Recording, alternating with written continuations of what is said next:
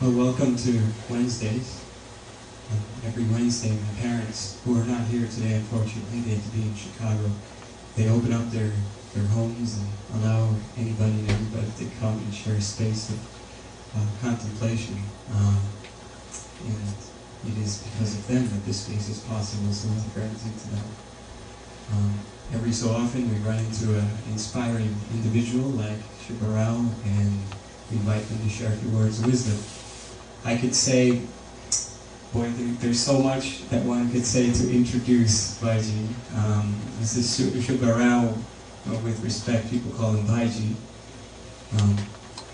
Perhaps the most sensational thing in his introduction could be, because I think we've gotten tuned to being catching the sensational things, is that in Chambal Valley many years ago he went to this area filled with dacoits, and he went and really transformed their lives, having absolutely nothing but devotional songs.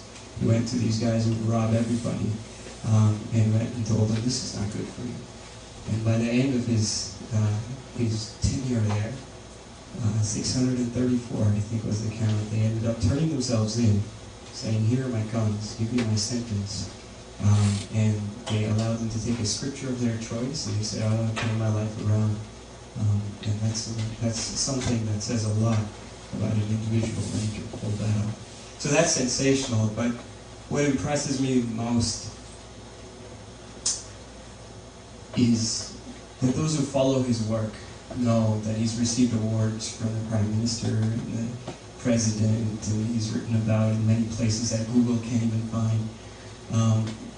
But he really, for him, it's not about like the thousands of people that he does these camps with thousands of young people, and it's not about that. He's done these train camps, or peace trains, where he took 2,400 youth, and they would just go from village to village, just in the spirit of service and help out. But it's not even about that, because I have seen him do, with the same intensity, the same tenacity, the same inspiration, do camps with 12 kids. And it's not just about the big, it's about touching that one life. It's about being real to what's inside you and just being an instrument. And to have somebody like that is really, really powerful for me. So I feel really, that's what really impresses me, and I feel really honored to have him here. And one last reason why I feel that it's an incredible privilege to have someone like Subha Rao. I know you have to excuse me, but he is in the lineage of some amazing people. I mean, his teacher was Vinoba Bhave, who walked 50,000 miles across India to redistribute land. I mean, there are not many people who can say, I knew Vinoba. There are not many people who can say, Vinoba was my teacher. Vinoba, for those that may not be aware, was Gandhi's spiritual successor. So Bhaiji is also a link to something so much more profound and deep that can be lost if we don't pay attention. So it is my incredible delight to have you here in our home again, and please welcome. We don't do claps. We could do claps. Should we do claps? All right, let's do claps.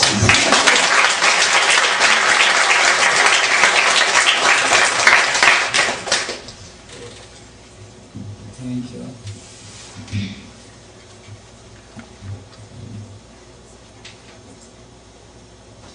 When I see crowds in the United States, I feel very much at home, because that's the one thing I miss here.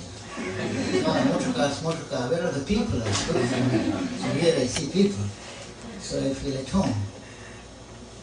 One of my hosts in the United States keeps on telling me, he says, I'm in the wrong dress for all the descriptions he said.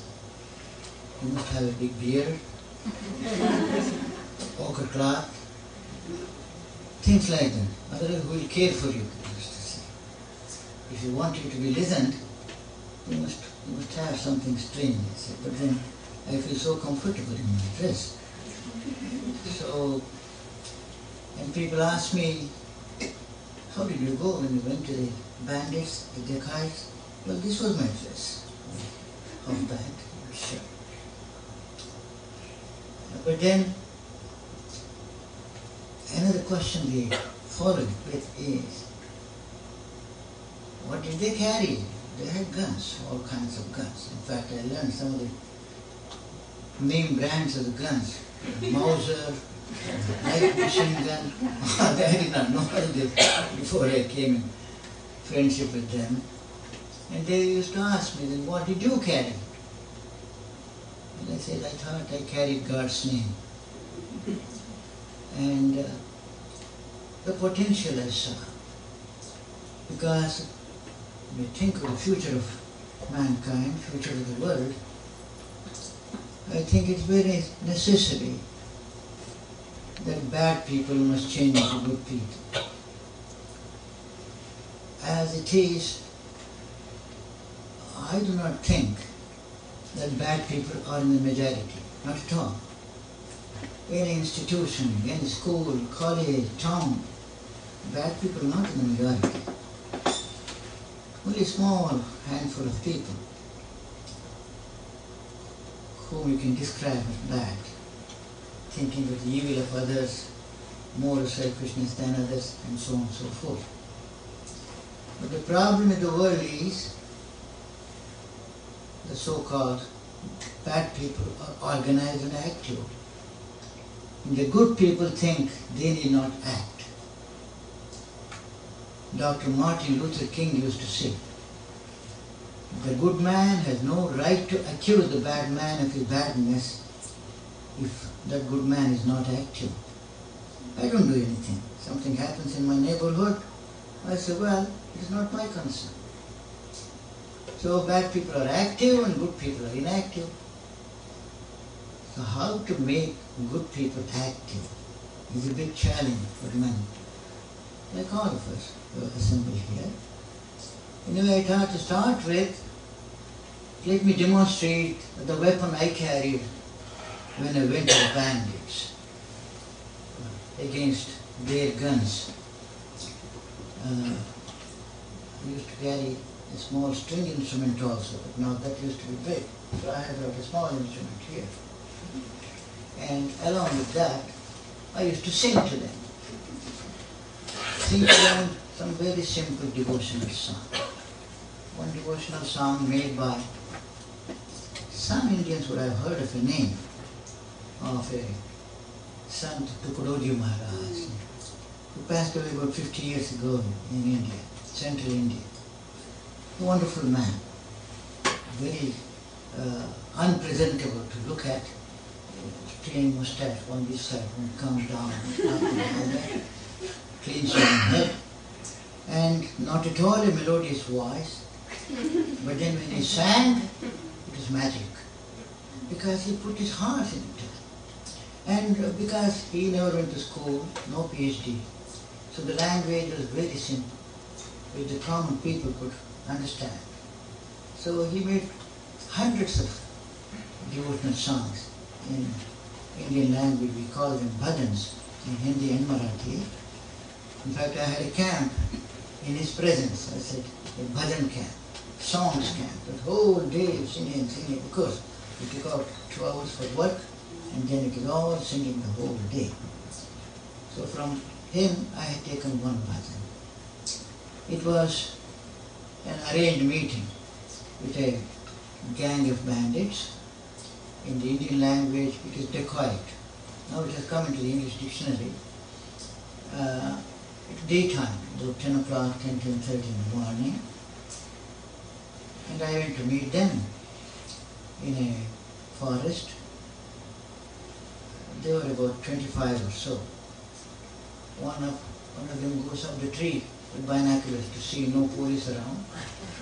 And 2 of them are busy cooking food for them. The rest are all free.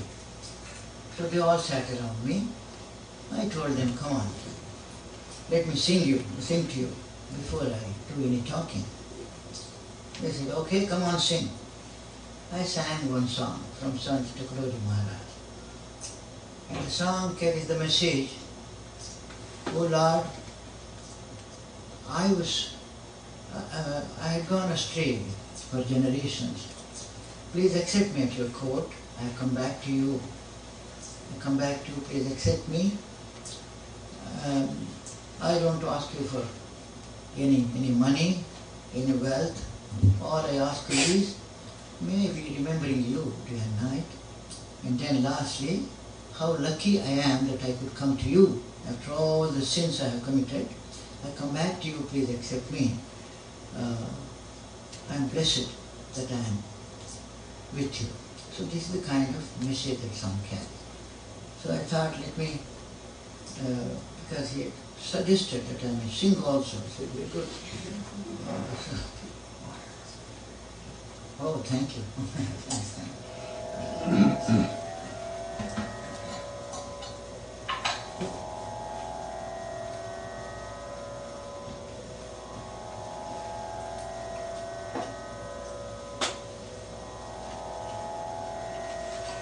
So this is, the language is Hindi. So Indians will easily understand. Others apologize.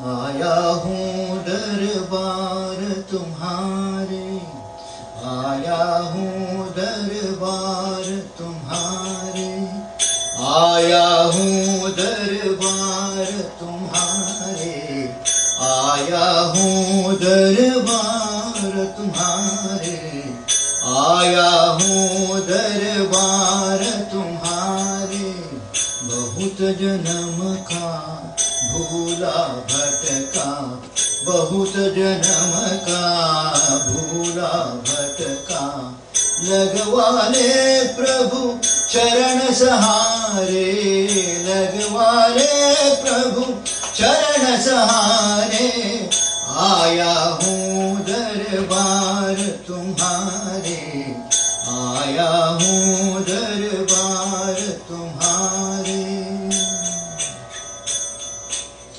तुमरो नाम पतित पावन है प्रभु जी,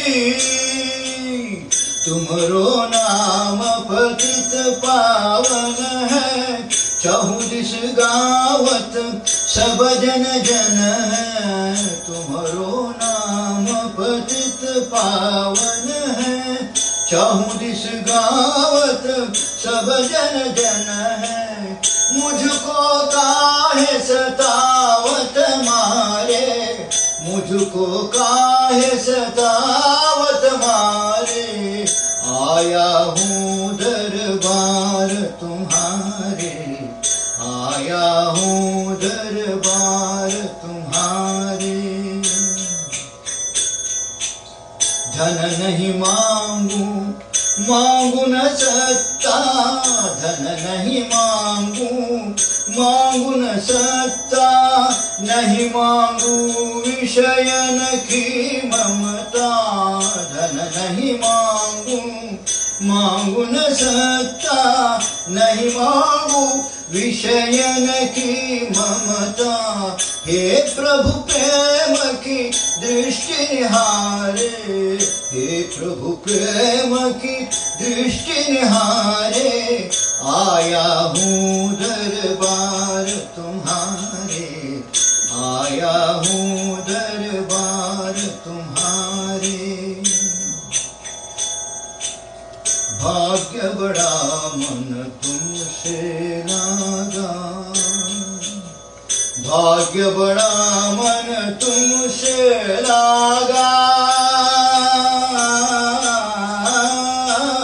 भाग्य बड़ा मन तुमसे लागा, नहीं तो जाता जमघर भागा, भाग्य बड़ा मन तुमसे लागा, नहीं तो जाता जमघर भागा, टुकड़िया कहे सुनो अर्ज हमारे, टुकड़िया कहे सुनो अर्ज हमारे, आया हूँ दरबार तुम्हारे, आया हूँ दरबार तुम्हारे। बहुत जन्म का भूला भटका, लगवा ले प्रभु चरण सहारे, लगवा ले प्रभु चरण सहारे, आया हूँ दरबार तुम्हारे, आया हूँ दरबार तुम्हारे। आया हूँ दरबार.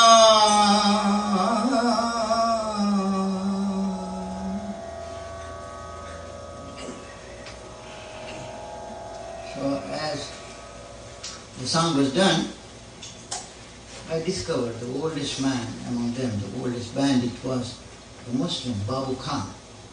So he was the first to respond. He said, "Oh, ye bhajan to hum bagiyon ke liye banaya lagta." They did not call themselves bandits, they called themselves rebels. It's a long story, I don't go into that. That is the reason why people rebelled. But then these people continued and they started looting people, murdering people, kidnapping, all the shape chain. So he said, it looks, you have made this song directed to us, anyway. Well, in a way, Vinoba, whose name he took, Vinoba said, yes, we are all rebels that way. As some part of us, he is a bandit. We have to get rid of the banditry in our own self. Anyway, this became a favorite song among them. I could see people, one of them, we had a big gang, almost 100 people. His name was Mohar Singh. With a big mustache, tearful eyes. When this was being sung right before the event of surrender, I could see he also shedding tears. So, chain broke. So this drew actually two messages into people like me who were all working for this cause, for a small group of about 10, 15 people. One, Mahatma Gandhi kept on saying, hate the sin and not the sinner. How can it be? He commits so many sins, so much disaster to the community, and you say don't hate him. Hate only his action. In fact, I'm always remembered of an incident. When Gandhi went to London the second time for the Round Table Conference in 1930, many people used to meet him apart from the Round Table activities. And one bishop had taken an appointment with him to meet him in the afternoon. And Gandhi always met people went on spinning. He used to make his cloth, he used to spin his yarn. So the bishop came, they met, and he started the conversation. The spinning is going on. He had a question. Mr. Gandhi, Lord Jesus Christ said, love the enemy as thyself. What's your reaction? Because he is meeting a priest person, so he wanted to try his reaction. And this man is spinning, did not say anything. 5 minutes, 7 minutes, 8 minutes. He repeated. He thought maybe he did not hear me.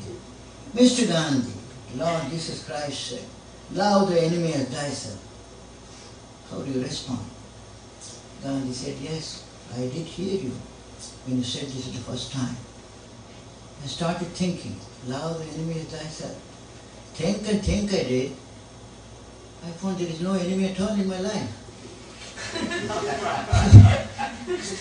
The British are not my enemy. I am fighting the British system. The system that is forcing me and my people to adopt a kind of culture which is not suitable to us, which is not good for our generations. So I am fighting that culture, that forcing the system on us. The British are my friends. So much so you all know, when India became free on 15th August 1947, we had a British ruler, Lord Mountbatten. So Jawaharlal Nehru became Prime Minister, and for the head of state, they did not choose one of them. They said, you continue, we have no fight with you. So Lord Mountbatten continued for many months as the Governor General of India, and Prime Minister Nehru was to be subordinate to him, technically speaking. So this kind of an emotion, not hating the man, but on the other hand, he said, crime is a disease, sin is a disease. And when you go and meet a diseased person in a hospital, you don't go there with aversion, you don't go there with hatred. On the other hand, you are there with all the sympathy. How soon can he be cured? So if some person is subject to the disease of crime, how can you cure him of the disease? So that is the attitude that one takes. So I said, yes, here is a case. We have been meeting bandit after bandit. One gang of 30, one of 40. This man, Mohit Singh, we went to the police to check the record. They said, yes, according to our records, he has murdered 116 people. That is the recorded number. We don't know how many out of the record. So such is the fellow. We meet him, and then how not to hate him. So we said, train your mind, train your mind. Don't hate him, don't hate him. Love him as a deceased person, a person who is sick of criminal activities. One. And second was, the worst of human beings can become good. Not only become good, can become saints. In India we have a tradition. An old story we are told as we are children. There was one bandit also, maybe 5,000 years ago, who was murdering people, killing people, looting them for money. And then he comes across a godly saint, Narada is the name. He asks him, hey fellow, what are you doing this, killing people? Don't you know you're acquiring lots of sin? He said, I don't know sin and whatever. I have to support my wife, my father, my children. So I have to get my money, so that's what I am doing. And this saint asked him, you are doing all these kinds of criminal activities, and you are acquiring lots of sin, and you are feeding your wife and your parents or everybody. Are they also sharing your sin? He says, I don't know of that. You don't know? Why don't you ask them? I am here. I don't run away. Go ask them and come. He goes, his wife, hey my wife, will you share at least a part of my sin? She says, what of your sin? You have married me, it's your duty to support me. Why should I share your sin? Oh no. Father, will you share a little of my sin? Father says, oh my son, you are doing all these criminal activities, I should share that sin. No, it's not for me. Children, no. He comes back and says, oh sir, none of them is prepared to share even a little of my sin. And he said, how wise are you then? So this is the story we narrated to the bandits. Because I don't know what happened with that man, how much he enjoyed his wealth, all the ill-acquired wealth. But I know of two things. One, all the Chambal Valley bandits made lots of money, looted lots of money, but they could not have a peaceful meal. Every time they have to run, police here and informer there, run. So somebody used to get the benefit of that money. If he had a wife, she would be happy, but then this man. And one name became an international name in India. Till very recent times, Veerappan was his name. And he amassed money, looting people, plus a very big crime, killing elephants for their teeth and for their everything, which is all very expensive, and cutting sandalwood trees, again making money. Ultimately he was shot dead. And next day his wife is on the streets, I have no food to eat, please help me. What happened to all these millions of billions of rupees he must have earned? We don't know. And I don't know if anybody knows at all. So what use do you have for all this wealth? So slowly they started thinking. But their problem was, they could not go to the police and say, I give up my activities, you take me, because the police know, if we capture these fellows, we will have trouble. Because if I say, I don't know what the law says in this country, in India, if I tell the law court, the judge, I have murdered, the law court cannot punish me with death sentence. I cannot be punished for at least one eyewitness must be there to support my sin, even if I confess. So the police know there are no people to provide the witness, because they are all scared of these people. So fearful people. I won't talk against him. Oh no. Even knowing that he would be going to gallows, he was so scared for names. So police would say, well, to If you arrest him, take to the prison, then all these problems, kill him, get rid of him, there ends the matter. So they did. That was the story of Fool and Devi, who was, very mention the name. She would not go to the police. She was not prepared to go to the Uttar Pradesh police. She said, no, we treat me, all kinds of formalities there. So they don't go into the hands of the police. So we only play the middleman. We went to the government and said, look, we are bringing peace here. It is for the good of the people here, because peace was destroyed for about 800 years. Continuing. Dacoits are killed. 10 dacoits are killed, 20 are born new, because revenge. Oh, who got my brother killed? Oh yes, I go kill somebody else, I become. All these kinds of chain action. So when we went, then peace came. Of course, not that peace is permanent there. Still much work needs to be done. But then this possibility we saw. One, hate the sin and not the sinner. And English has a beautiful saying, every saint has a past and every sinner has a future. So every sinner has a future. So this we could see there, a sinner can become a good person. And that, I think, is the hope for the future of mankind.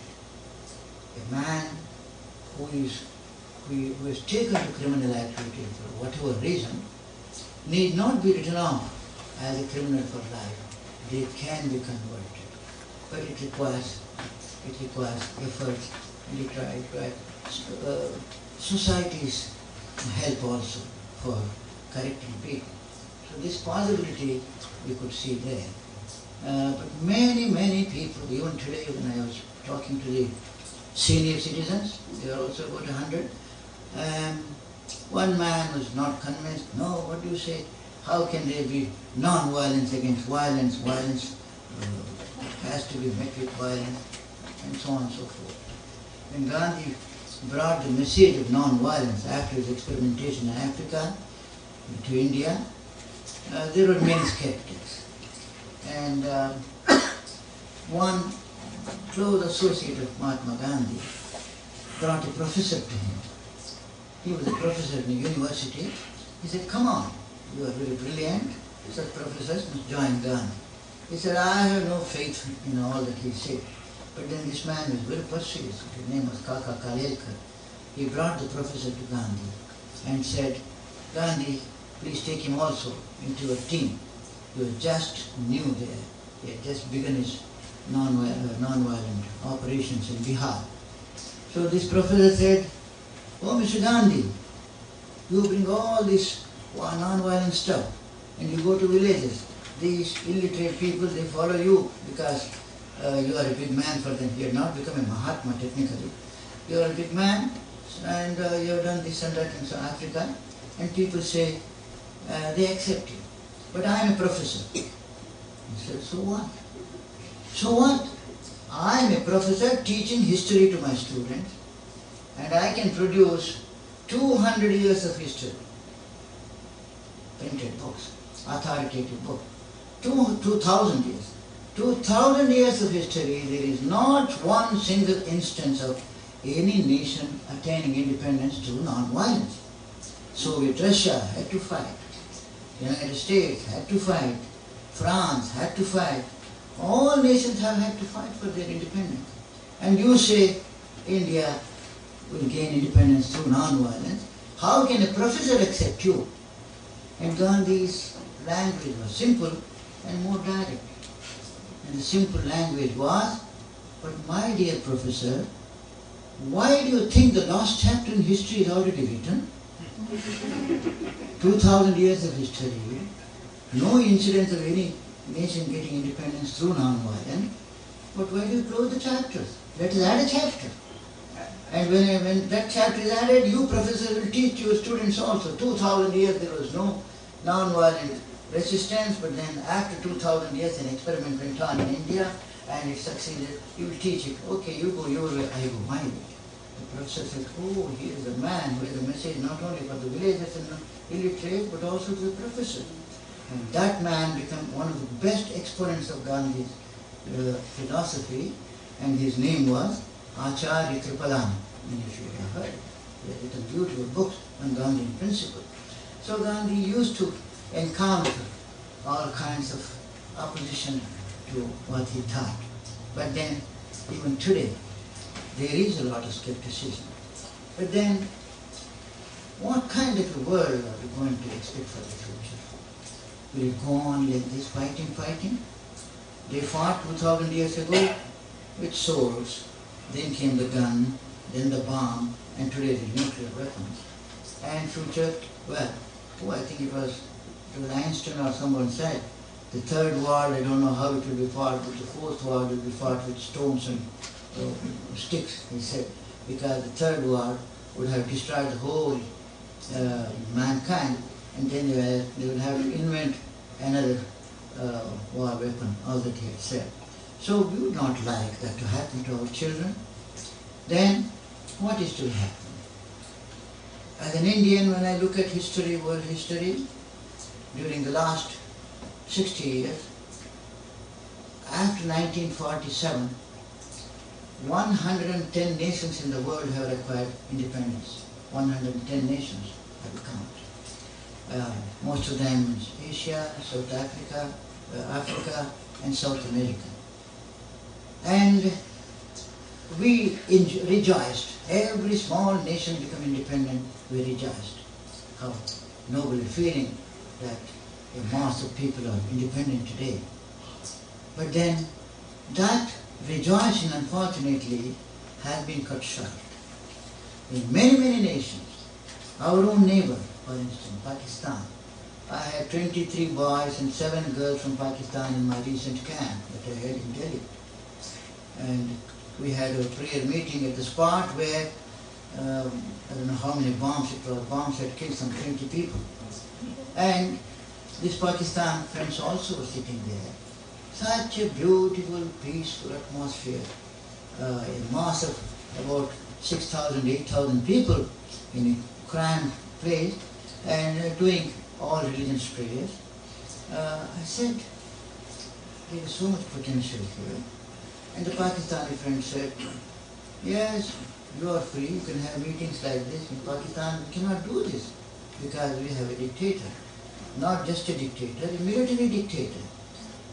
He would not allow us to do what we like to do. Another side we have Myanmar, Burma. A lady was elected president there. 11 years ago, she should have been the president. Today she is in house arrest. For the last 11 years she is in arrest. And the military says, we are the rulers. And you go to Africa, country after country, military dictatorship. So it has been a chain of events where they got independence from a colonial rule and became slaves of their own masters. And always a military dictator usurped power. Why does it happen, I very often think. Why is it that the military man gets the superior hand? You see, the military man is trained. He is not only training in operating the gun, he is trained for psychology, man management. These are all subjects for military people. So there is a man, the other day I was reading some journal from the United Kingdom. The future king of England, United Kingdom, became something in the army and some small officer. So he will be the king, master of all the army, but then today, because he is a part of the army training, he is given a small office. And then he has to struggle, train, then he gets to the top. A general becomes a general in the army after a lot of training. So there is a general this side, and there is the civic leader or the political leader on the other side. In India, people say, we can buy minister's office. Somebody had said, I can buy the prime minister's office also. I hope it will not be. But then, money, so you become a leader here. After a long course of training, the army man becomes a leader there.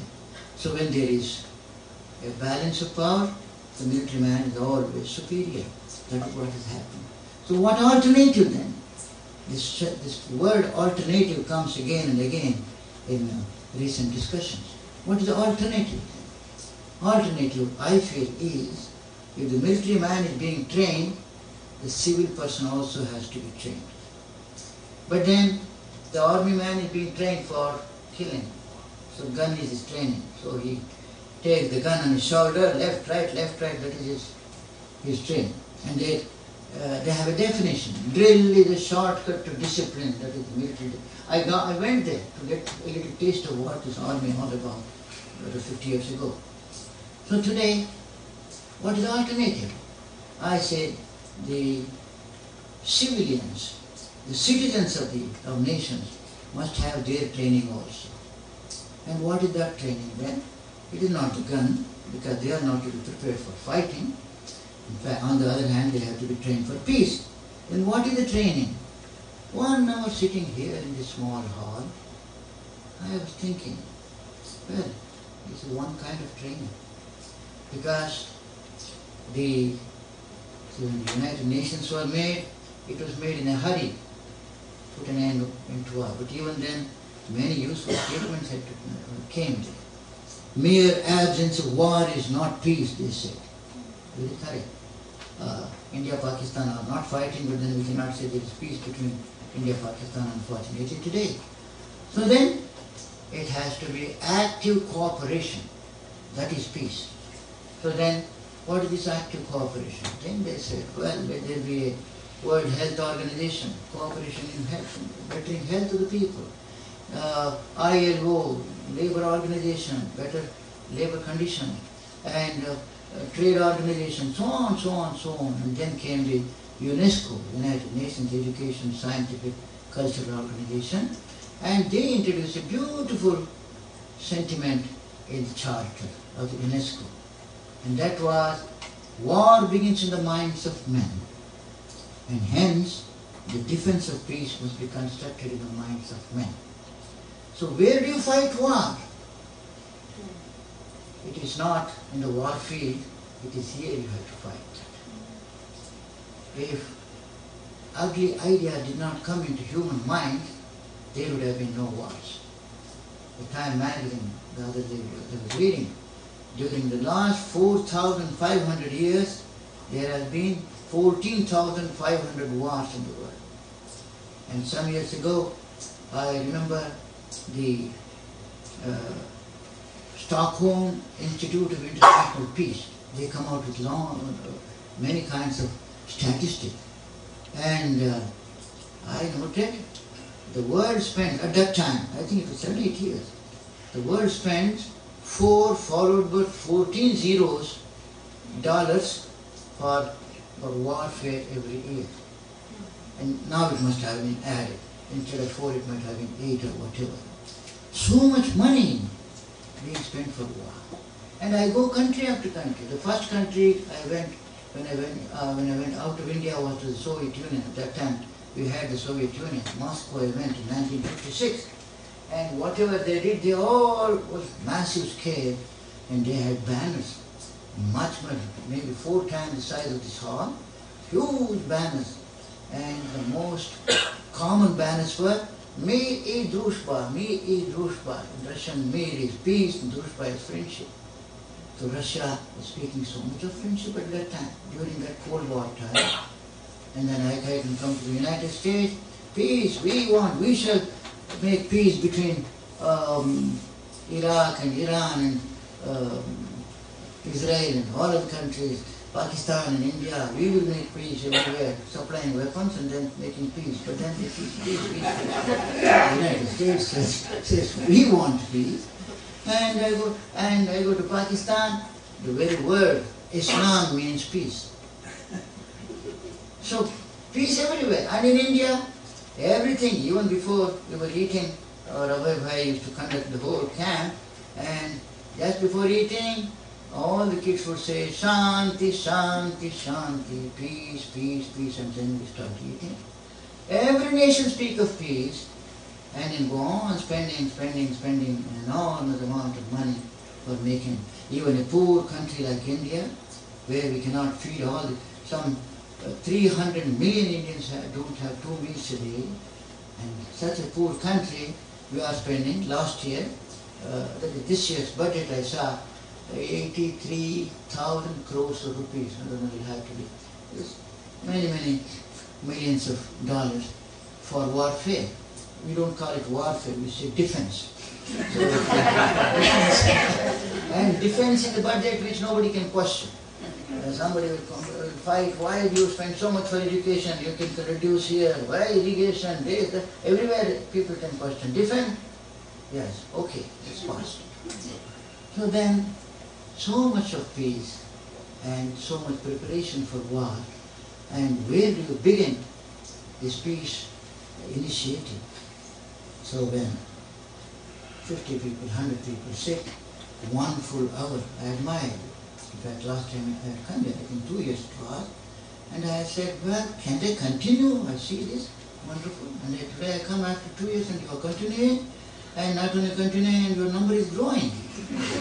And the one nation today, where religion is banned, the organized religion, of course, I always speak, spirituality must take place of religion, because religion has created so much hatred among man and man. The one nation, China, they say religion is taboo, religion is crime almost. And there, what is that school? Meditation. Falun Gong. Yes, they say nobody knows, all of a sudden 500 people assemble, and then the police come, beating, disturbing, they're all going away. And again, someday 1,000 people gather. So that kind of craving is there. Not religion, but in spirituality. And spirituality, I have a definition. It happened this way. Once Swami Vivekananda from India had come to Chicago more than 100 years ago. And he made a kind of religious history here, because he said, even as all rains fall from the clouds and go into different river, different names, Mississippi here, Ganges somewhere, Volga somewhere else, Nile somewhere else, ultimately one ocean. Similarly, you go call yourself a Hindu, you're a Muslim, a Christian, a Sikh, or a Buddhist, or whatever, ultimately it goes to the same God. People said, yes, here is a new kind of religious definition. So this man came back to India, and people were so eager to meet him and get some advice. So once a batch of people went to him, it was 2025, said, we want to talk to you for half an hour.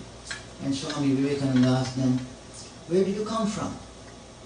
They said, we have a devotional group in Punjab, we have prayers, this and that. So we heard that you did so much in America, we would like to seek your guidance for religion. Religious guidance where you come from. So immediately Vivekananda says, oh, you came from Punjab? I am told for the last 3 years Punjab did not have rain, so it must have created a lot of problem in Punjab. Yes, Maharaj, there is a lot of problem, but we have come for religious guidance. Then Swami asked him, if there was no rain for 3 years, all the wells must have gone dry. Now Punjab has a drainage system. Bhakra and Hanga will say, wells are not a big problem, but those days there was no canals. Yes, Swamiji, the wells are all dry, but then we have come here for religious advice. Then Swami asked him, then what would be the farmers doing without water? They must be struggling for... Yes, Swamiji, farmers are struggling, but then we have come here for religious. So they are so eager to get religious advice. Then again Swami said, then what about the cattle? They must be dying of thirst if there is no water. Yes, many cattle are dying of thirst, but we have come for religious teaching. Then Swami Vivekananda gave a revolutionary definition of religion. He said, so long as even a dog is dying of hunger in my country, my religion tells me, first find food for the dog, that is religion to me. And today United Nations says 1,400,000,000 people have no 2 meals a day. And there is so much religion all over the world. So much money spent for temples and all that. I don't quarrel. But then, what is the priority that religion must be? And the name that when he referred Vinoba Bhave, he was a very bright student. And as he was about to pass his high school, he goes to one after another teacher. He says, I can get 100 marks, in mathematics, another subject. But will that guarantee my seeing God? The teacher said, God? It will give you a good job. Good job. I thought that the purpose of life is to see God. He said, then this is not the place. So then he said, why am I reading all this stuff? So he gave up studying. He went searching God. He went to the Himalayas. And that is the place where godly people live. You can point to one, two. Everybody asking, sir, will you show me God? That is how Vivekananda was made. His name was Narendra. He went to most learned people. Can you show me God? Have you seen God? That was his question. But he got one guru. Ramakrishna Paramahamsa. He said, yes, not only do I see God, I see him more intensely than you. But then he was dead when Vinoba was searching for God. So he goes place to place, all learned people. Everybody says, I can tell you how to get God, but then I cannot say that I have seen God. But then what did he do? He went to Benares. There again, asking people, can you show me God? When he was in Benares, one incident happened. It's a famous institution today, the Benares Hindu University. This Hindu university was being inaugurated. We had a great man who got it done, small uses. So at that time, he called many people, the king there, Annie Besant, an English woman, Irish woman, who became so much Indian, and many, many others, and also introduced Gandhi because he had just returned from South Africa and a big name, so he was also there. So many people spoke there, and one he said, Gandhi also speak a little. Then he started saying, I want to talk to the students here. You are learning all subjects very good. But in all your subjects, if you don't learn love for the needy people, the poor people, then what is the use of all these subjects? You must learn that also, because education is not only developing the mind, the hand, but also heart. So without developing heart, education is totally incomplete. And I see a king here, living in a poor country, and he has golden diamonds and all these things. I think he must start educating first. Give away all these golden ornaments. All this started, and Annie Besant was got very embarrassed. She's pulling him.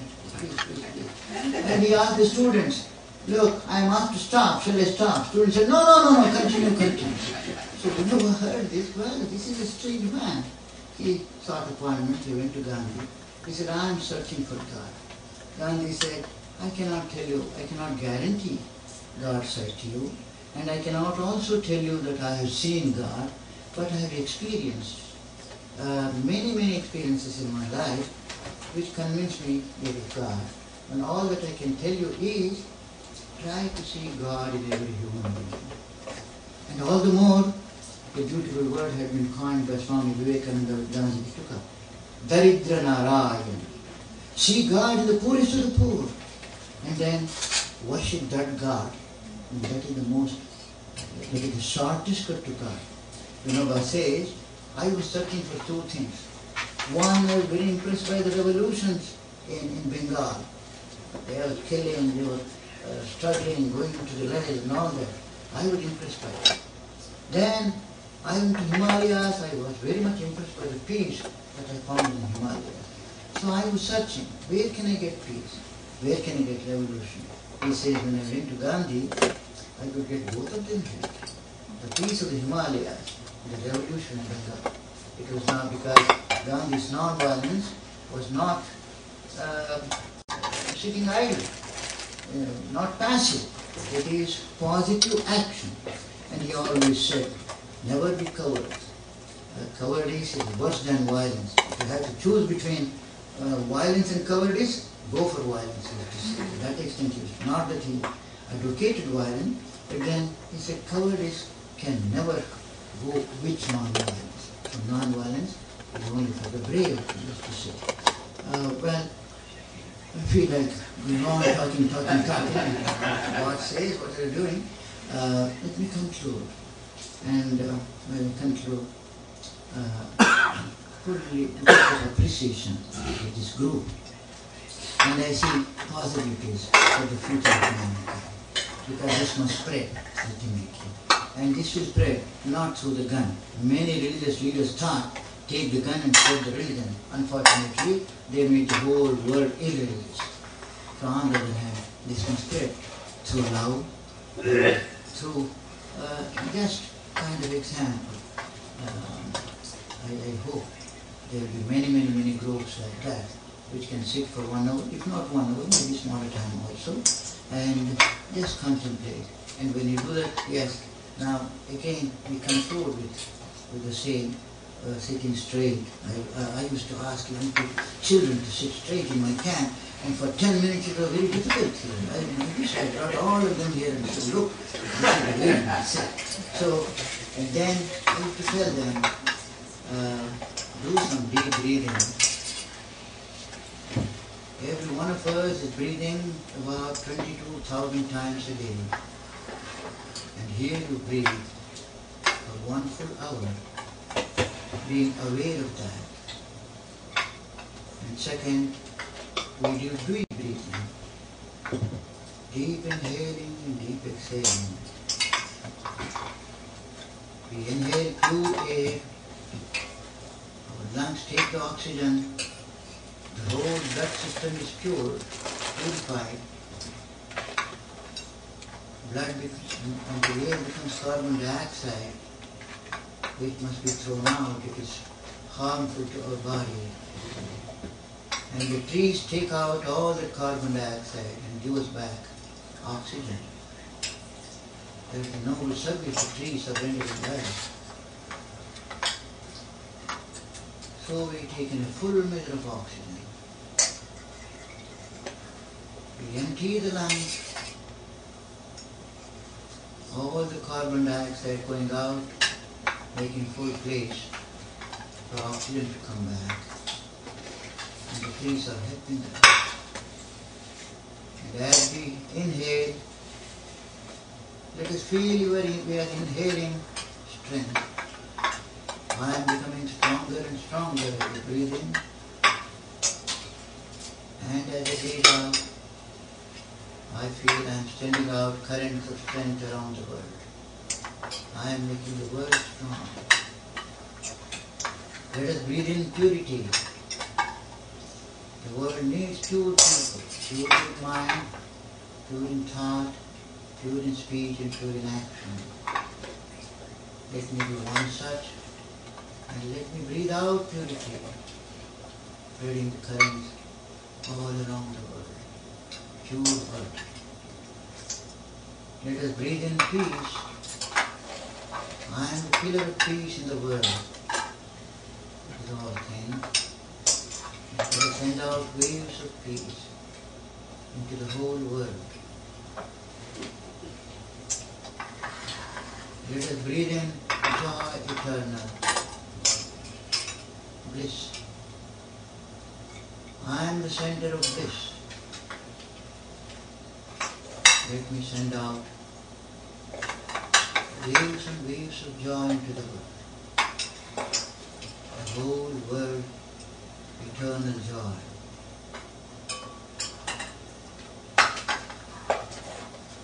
We sit relaxed.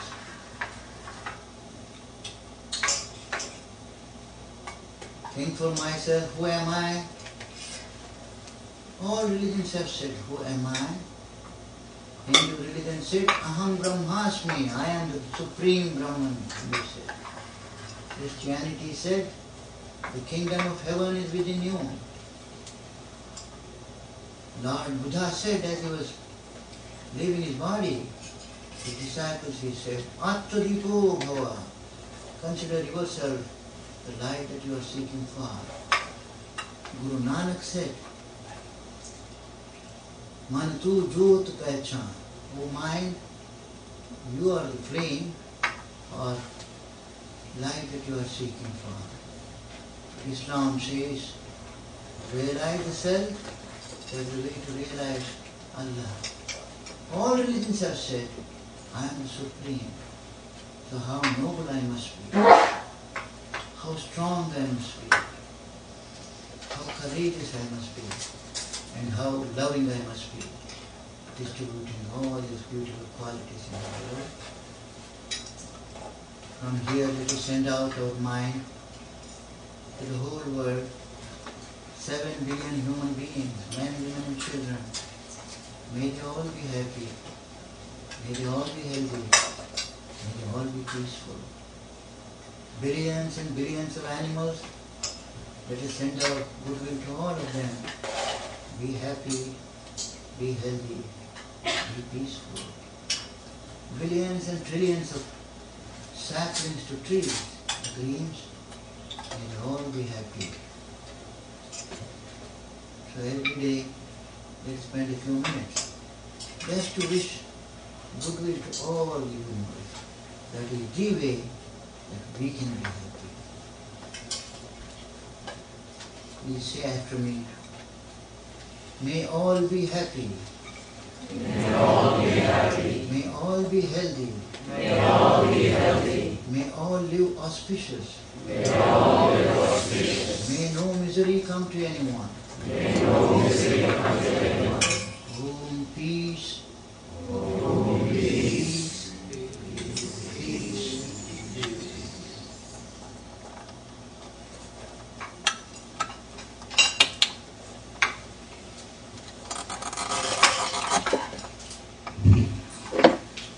We can do some Q&A as the dinner is getting ready. So those of you that have a question,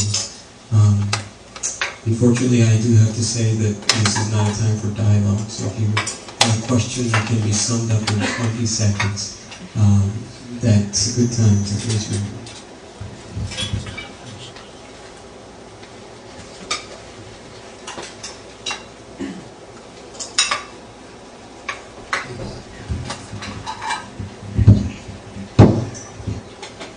Very slow and Indian English as well. Thank you for coming here. I appreciate it. I know you went and converted those 600 something. That is a big thing. But what do you think about now 20 years this time and it's the rise of so much materialism in India and so much of corruption? Case stories about politicians. So has the big task become much bigger now with millions more becoming like those bandits now?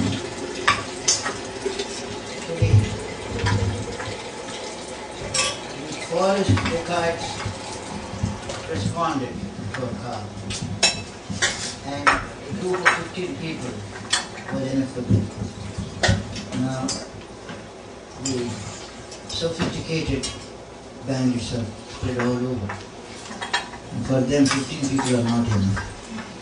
I am trying to create a force. One, young people are preparing. I hope they will be effective. But second, again, it has to begin here. No number of policemen can control, especially corruption. I feel ashamed every time I think of this situation. But then, because I've seen there are, what do they call them, vigilance commissioner. And some time back I read in the newspaper, a vigilance commissioner caught a man taking a bribe of 10,000 rupees, and then that man bribed him, the vigilance officer himself, 20,000 rupees, and he was free. Things like that happened. So I'm afraid we will have to go in for training our mind more. At the same time, of course, the police have a job to do, that they must do, but I'm trying to do that, younger people especially. And some young people are my hope. Some young people who got trained, now they are in the police force. And wonderful record of this type. In India, policemen not to take bribe is a very, very unbelievable. and is also in the government service. Slowly they are spreading. It has to be done in a very massive scale, so that has not been possible yet. But then I hope because more and more people are seeing that this thing is covering the vitals of the nation. Parliament people, elected people, they go to the parliament and they take bribes and corruption all over. So it is a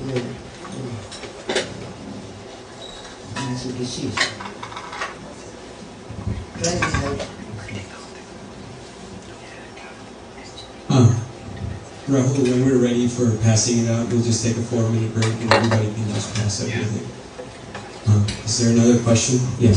I'll just pass the mic back.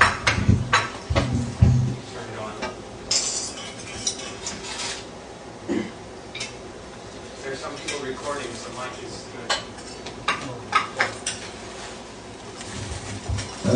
My question is, in Gita, Lord Krishna advises Arjuna that he must fight a just war. So how does a country prepare or have a department of just war and fund it and not have converted into a department of unjust war?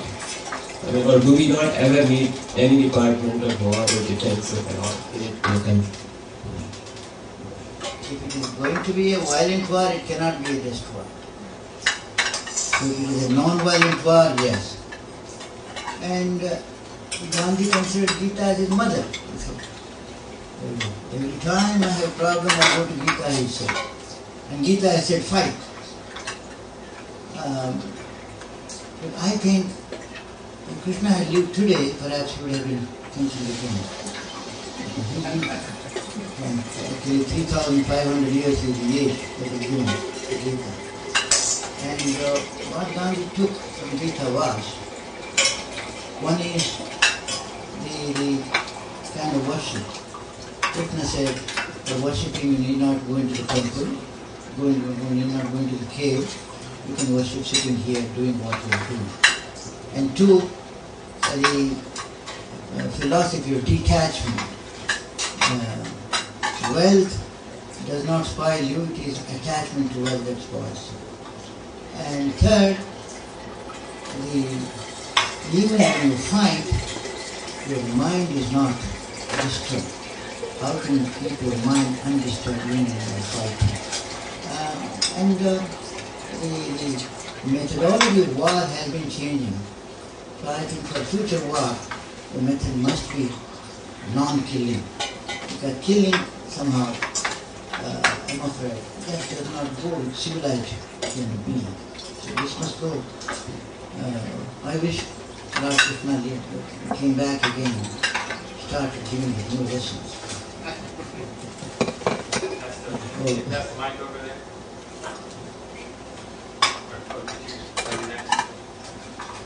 I have no questions, but I have one of my experiences, and I would like to narrate that. And that is one about Gita.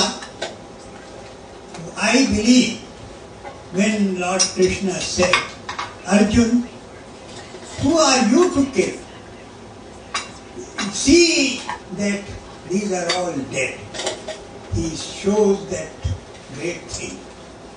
Now my experience, I went in search of God. And that was a very fascinating experience. I went to Rameshwaram and I said, God must be here, it's a religious place. Went, all my railway officers were with me, and while I was going, I saw a sadhu sitting on one side. I saw. And it was a thing, his legs were all putrid. Snails were coming out of that. And it was a terrible sight. And I said, God, how have you made such pitiable people? And then I went a little further, and immediately it flashed into my mind that there was God sitting. What did you do for him? I was perturbed. And then I said, okay, we'll do something for him. But by the time when I came back, he was not there. This was first experience of mine. And second was when I went to Sai Baba Shirdi's place. I said, he has been a religious man and there must be God here and I would be able to see him. When I went and Jeep was there, then I had to go to the restroom. On the way, it was summer, a person was sitting with all pants down and purging. And he had a woolen sweater on him. I said, what is this life? Where it is? Why has this been created? And immediately the same thing, what can you do for him?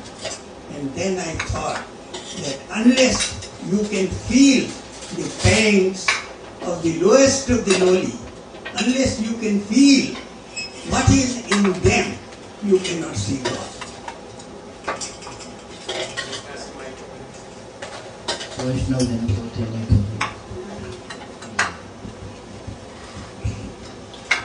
Subharaji, Namaste. I've heard a lot about your work and I've been hearing, from the past many years. It is very commendable and inspiring what you were able to achieve to transform the hearts of hardcore dacoits, 600 of them, probably by being able to transform and inspire a few of the leaders. When you work individually, every person, when he is made to put in touch with his higher self, he realizes that he really believes in the same values, human values, as any other person. And when he is put in touch with those, he realizes the mistakes of his ways. But my question is, how do you change the minds and hearts of a whole community who are made to believe that it is their religious duty to kill, to use violence, and in doing that, they are doing God's work. They are God's work. So I would like to hear that, because religion goes very deep in people's hearts. Unfortunately, it is the real interpretation of religion. No religion is taught to kill at all.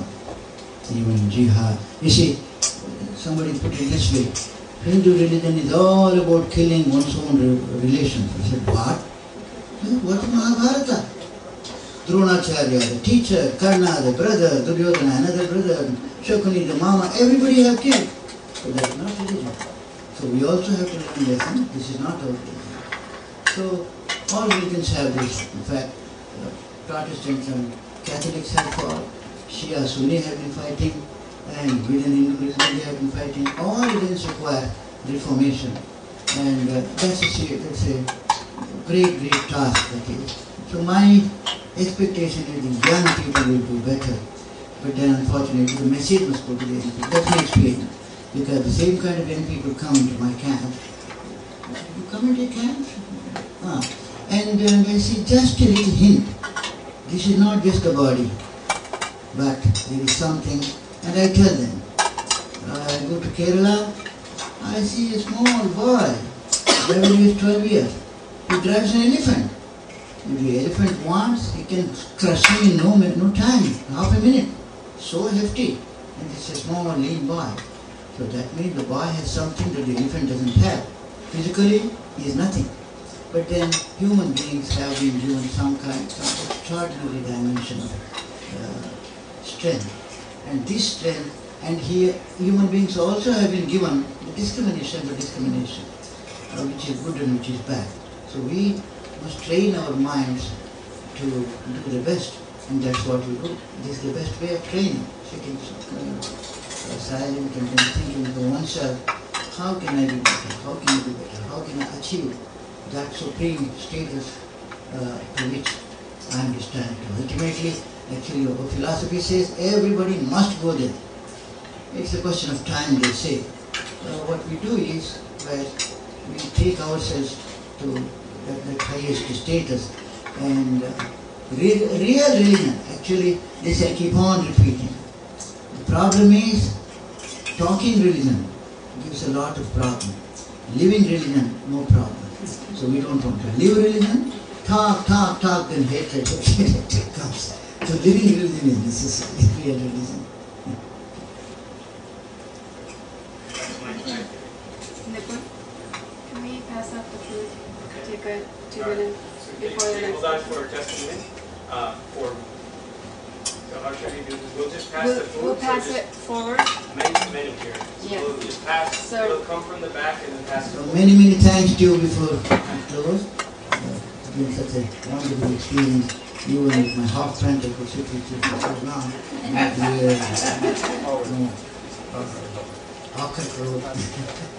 God bless you. Please stay seated if possible. Just take a couple of minutes to pass it. You don't have to eat. You don't have to take the plates. You still help pass it, and then we'll do Q&A for those that can stay.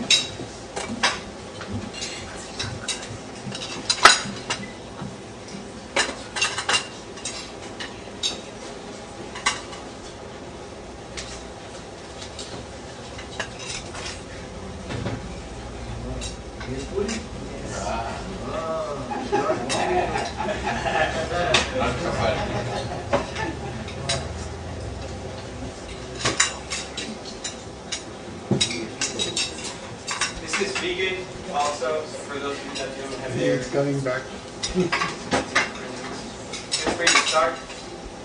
We'll continue the Q&A in just a couple minutes.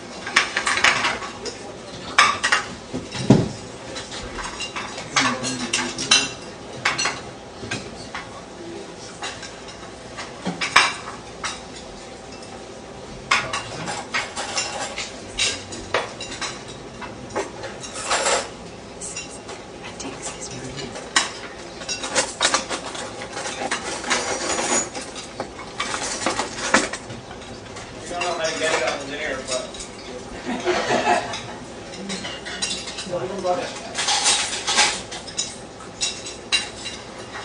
can we all start and get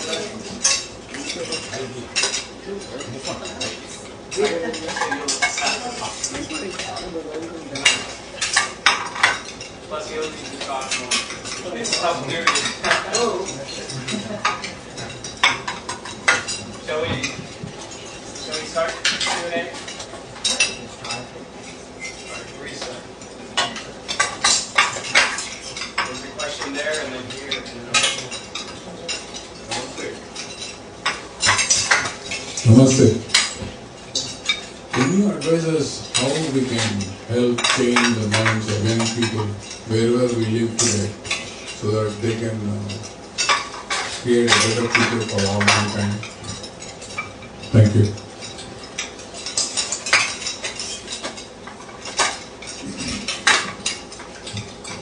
I had an experience of just doing my typewriting, and the housemaid in Michigan State came and started talking. Then I stopped my work. I said, "What is all the talking?" She was annoyed. For 10 minutes I told her my story is not ready. I said, "Come on, let me stop. What's the problem?" She said, she's a divorcee. She said, "I have driven away my younger boy." Driven away? From where? From my home. What was the age? She said, 16 years. I said, "Why? Why you drive away?" He said, "Oh, I could not stand him. He started smoking, then drinking, then drugs, and what. I said, "Impossible. Get out of here." I have a 13-year-old boy, David. I want to make him a good citizen. So I made a rule for him. 10 p.m. to 6 a.m. you're not going out of my home, out of the home. That was the rule. Last night, David woke up at 1 p.m., 1 a.m. started fighting with me. Mom, give me the key. I said, no, not till 6 a.m. He said, I want to go. So fighting, he gave hell. I couldn't sleep a wink. So that's no problem. So I asked her, 1 a.m., where will go? There is no football match at that time. She said, football match? He says his girlfriend had called and he had to go. I said, girlfriend at 13? I'm 70 past, I have no girlfriend. It was shocked to me. Then she said, oh, so tell me what can I do? I told her, I don't know what you can do, but what millions of houses in India are doing, I can tell you. All attempting suicide. What are they doing? I said, I must have been 6 or 7 years. I told her what I learned. First in Sanskrit and translated. Matra Devo Bhava, Pitra Devo Bhava, Acharya Devo Bhava, Atiti Devo Bhava, Raja Prakriti Devo Bhava. Treat your father, treat your mother as God first, father as God, teacher as God, guest as God, nature as God. She was listening very attentively and then said, this seems to be a wonderful idea. Then again, she asked me, because her problem was 13 years old. So she asked me, Bhaiji, did you respect your mother when you were 13? I said, when I was 13, I am past 70 now, and I sleep here today, tomorrow maybe Japan, and then Singapore and then India. And my mother passed away 30 years ago, and even today, wherever I sleep, when I wake up, first thing I do is I salute my mother, father, and the father. And she cannot take it, is it possible? So some of this cultural heritage has helped me. And second, to the community level, what has been helping, I and a few others are involved in that. The whole day we keep them busy, young people. But the two activities that help us most is community working for a common purpose, for a common good. Work with the hand. And with the Indian situation, I see we sweat there, a lot of sweating. We think I had a camp in Banaras. Oh, the sweating, almost taking bath in the sweat. So when they sweat, it brings the best in them. And then we do all the women's prayers. We don't sit for 1 full hour, but then a few minutes silent, and then one after another, all the way. After the prayer, then what I say registers better. That's the second activity that we have. It's very difficult nowadays, I know, because when I said, one of them asked me, here it's already in the camp, what can I do when I go home? I said, at home also, at least before eating, you can pray for a couple of minutes. Then he said, Kaji, but these days, we are all eating in front of the television. So how can we pray? I said, put away. So a little community prayer, just silence for a few minutes, also can help. This is all that I have experienced. But then it is necessary for them. And I see they are so wonderful potential. Think of it. When they are 8 years, 9 years, 10 years, how nice you are, whether it is the local whites or even blacks or Indian children are so wide, so bright and so intelligent, so affectionate. 12, 13, 14 years, all problems start coming in. So at that age, some kind of an orientation is required, where I don't call it religious, but then for living civic life. Actually here I came across a beautiful word, civic religion, where considering the comfort of the other, good of the other person, and observing the rules of nature, some of these things our young people must get, so they can make wonderful. Here, the people who are touching their, as far as if we can be mindful and do as little touching as possible. I know it's hard, but there's no way around it. We have to do this. Can you pass the mic here? Can you raise that hand and we'll want to ask the question?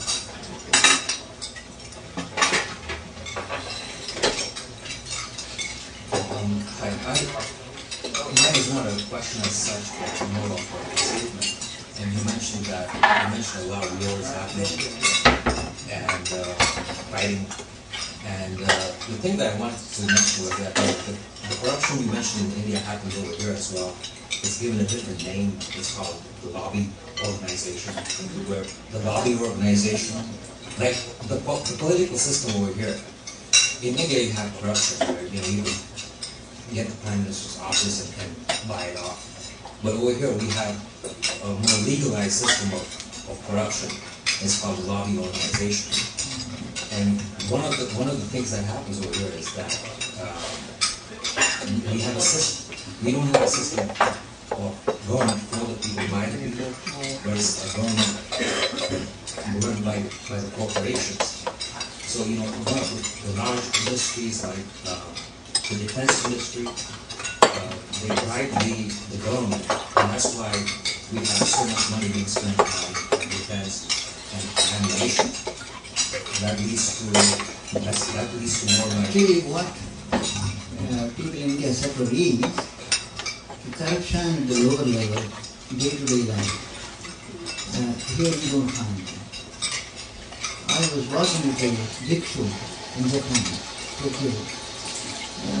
We were to go to a place to eat. He said, "Can you walk?" I said, "No, 12 minutes." We're walking.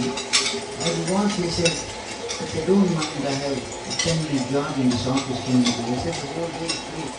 About 10 minutes, you can take the whole day." And he said, "No. When I say 10 minutes, it won't take more than 10 minutes. This is not Bombay, it's Tokyo." Okay. And we go, and that was the passport office, and he had something to do with this passport. He goes there, the man comes, takes it away. I think he took about 6 or 7 months, not in 10 minutes. The job is done and come out. Think of the passport office in India. That is what troubles me. In fact, for my passport, it was just to renew. Everything is okay. It took almost 2 months. My flight is here, booked, everything. And ultimately, I did what I should not have done. I went to the ministry, said, "Please put a road," and said, "This should not happen. What people must get as a right must come from them." I guess my comment was in terms of like there's a whole corporation which wants war, and that's why we have war. Can we pass the mic over there, and then we'll come back. All right, let's have a question there, and then we'll go there. And there's seconds before you go. There's seconds coming around, so just get their attention if you want more of that. Sorry. You're next to the mic. The speaker. I think you answered the first question that I had, which was generally what was your greatest goal in life, and I think it seems to be that it's peace. You talked a lot about focusing on the youth and empowering them with those concepts at that level. Like, fortunately, I was lucky enough to attend one of your camps a long time ago. But anyway, I wanted to know, how you talked a lot about, having gatherings like this or Gandhi camps and things like that, and also the need to interject at the junior high level to help where things get harder. So how do you envision that happening on a larger scale to get to that level of a peaceful mankind and not a warring mankind? Because it seems like, how are we going to leap to that mass level? Of course, peace, you're right. If I have a goal, that is total peace, eternal peace. My first hope is India must do it within India, and then tell people. If I say, keep peace here, they say, what is happening to you? Yesterday I turned the e-net, I looked my email, and I got a horrifying message from there. My best worker in Manipur was killed in a bomb on Krishna Jayanti Day, in Krishna temple there. And he was the best peace messenger. So these are happening there, so I cannot come to America and say, don't fight here. So I must establish peace there, and see peace there. And And for that we are doing it, but then not enough. It has to be done in a very, very wider scale. More and more people, more and more people. And very limited resources. No resource at all. Some day people pay me a little. And for one camp it's all free. I go on putting people. Somebody invites me, somebody does it. But this has to be, well, before coming here I met the Prime Minister. And he said, please give me everything I will do what you want. I sent him a note and come. Waiting for the response.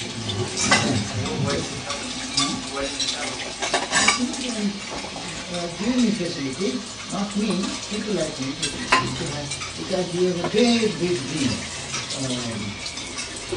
Bharat Nirman mission. And several billion for the future. Your mission cannot succeed. Your mission cannot succeed if you don't take into confidence people outside your bureaucracy. If you don't only your bureaucracy, because only 8 days ago I saw a report here, maybe some newspaper, the Controller Auditor General, which audits the whole account of India, they came out with a report during the last 5 years, so much money has been spent by the government of Madhya Pradesh for elevating the living standards of the tribal state, Adivasi. And the Auditor General says not one single family has been made self-supporting. And so much money has been spent. So they have said corruption and bureaucracy has taken all this money. So I told the government, don't entirely depend on the government machinery, take some of the confidence. Let's see. Pass the mic over there. Can you raise your hand who needs the mic? Yeah. Back there. So whoever did the Bhelpuri first, congratulate them. Absolutely. Yes. Lots of credit. Yes. It's not easy. It's a lot of hard work. Go ahead. Yes. The last turn it on. The last 20, 30 years have seen the ascendancy of free market capitalism over competing economic systems, socialism and communism. And the basis of free market capitalism is selfishness and greed. How, given you see the economies of China and India moving to free market capitalism, how does the message of that you're trying to bring overcome that headlong rush to a free market capitalist system which is based upon selfishness and greed? It is little better than the war scenario. But then of course things are very bad, but still darkness, we have to light candles. Gandhi is, even in those days, the way he put it was, Mother Earth has enough wealth for every individual's need, but not for a single individual's greed. So consumerism is making more and more people greedy. So how to free ourselves from this greed is a big challenge. So in the camps we practice that. How can we do with the minimum requirements, food requirement, clothing requirement. It is possible that we can do it much, much less than what we have been spending now. Of course, this is nothing new to you, that about 4 or 5% of population in the United States has been consuming almost 40% of the world's commodities, they say. If India, with something like 20% of world's population wants, because that's the craving, you see, especially through the television messages come, we must go to American standard of living. So then one world will not be sufficient to feed so much butter, so much bread, so much clothing to one India. And the world is USA, India, plus so many other nations. So I think at some level people have to realize. Well, sometimes I see people have started talking the need for using less gas, less that.